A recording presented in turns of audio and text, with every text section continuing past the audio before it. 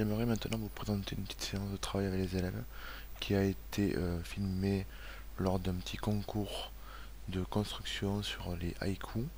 Le but était en fait de ce concours de construire en temps limité, 50 minutes, l'univers imaginatif correspondant à un haïku. Un haïku étant un petit poème japonais qui fait à peu près 3 lignes. On voit à l'écran la personne qui présente à tout le monde en voix le concours et les, les thèmes abordés. C'est un concours qui s'est déroulé donc mercredi dernier, où chaque élève était chez soi et construisait de son ordinateur portable. 4-5 élèves ont participé à ce petit concours. On a choisi de construire le l'haïku suivant, comme un ouragan, cuillère argentée dans le pot de confiture. On va voir que ce travail, qui a été réalisé par les élèves, se fait à plusieurs. Donc on construit, c'est un petit peu difficile de le faire en mathématiques où on construirait une figure à plusieurs. Là, le fait de pouvoir se représenter tous sur un même écran, on peut construire une figure à plusieurs.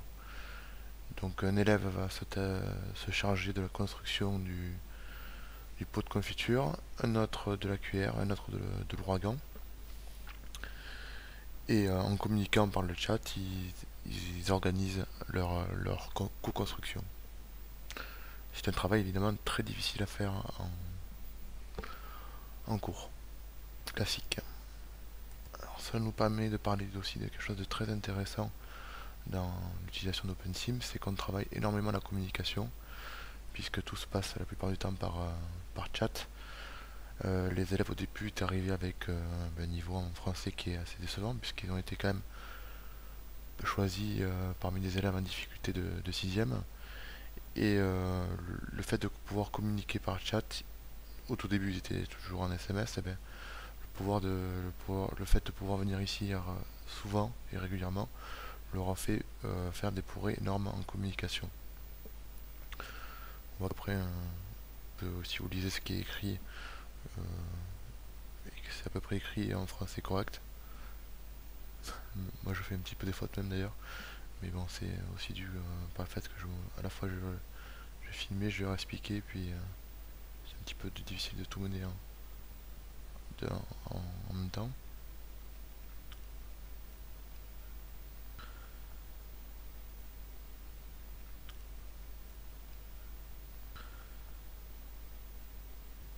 On s'aperçoit là aussi, un élève vient d'arriver, et c'est souvent le cas, en retard parce qu'il a été mal informé.